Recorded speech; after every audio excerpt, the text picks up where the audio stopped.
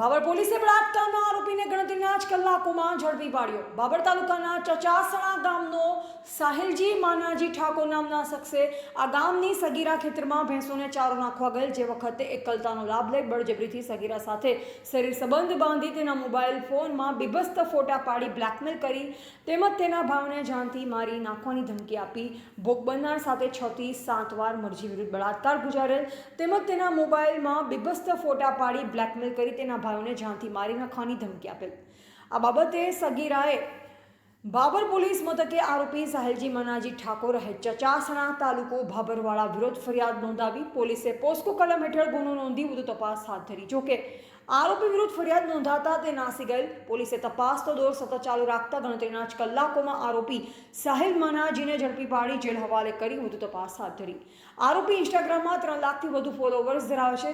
તેની Instagram ID તપાસમાં આવે તો ચોંકાવનારા રહસ્યો બહાર આવશે। અગાઉ પણ આ આરોપી વિવાદમાં આવેલ છે। અહેવાલ સોમાભાઈજી રાવળ, S1 ગુજરાતી ચેનલ, બાબર, બનાસકાંઠા।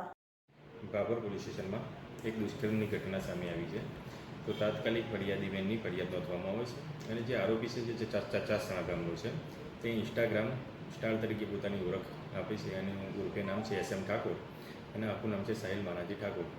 તો તેને ગણતરીના કલાકોમાં આરોપીએ પકડી પાડેલો છે અને તેને બીજી કોઈ અન્ય સ્ત્રીઓ સાથે આવું કોઈ દુષ્કૃત્ય કરેલ છે કે કેમ તે દિશામાં હાલનો તપાસ ચાલુ છે અને હાલ પોલીસ કસ્ટડીમાં આરોપી છે।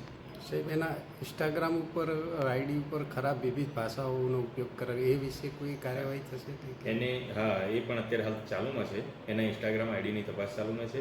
જો એવા કોઈ પણ વિડીયો સામે આવશે તો તેના વિરુદ્ધમાં ચોક્કસથી કલમનો ઉમેરો કરીને તપાસ કરવામાં આવશે।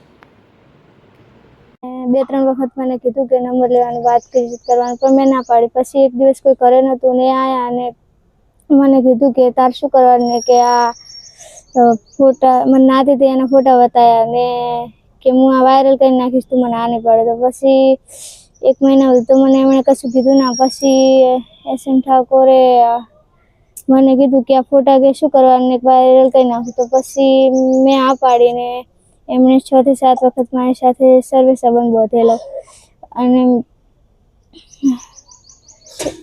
એ 28/12/2024ના દિવસે મને હું ભેંસોને ચારો નાખવા ગયેલી હતી। એ દિવસે એમણે મારી સાથે જબરદસ્તી કરી અને એરંડામાં લઈ ગયેલા હતા। તે દિવસે મારે વિષ્ણુ કાકા એમણે જોઈ લીધેલ હતું અને પછી એમને કીધેલું હતું કે તું આજ પછી આનું નામ ના લેતો નહીંતર હું કેસ કરીશ। એ વખતે કોઈ કેસ વેસ કરેલો નહોતો અને હવે પછી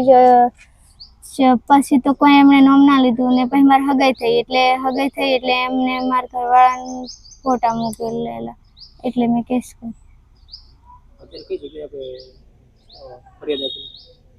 બાબર પોલીસ સ્ટેશન। શું માંગ કરશો? શું માંગ કરશો પોલીસ? એમ કે એમને લાવો ને એમને સજા આપો।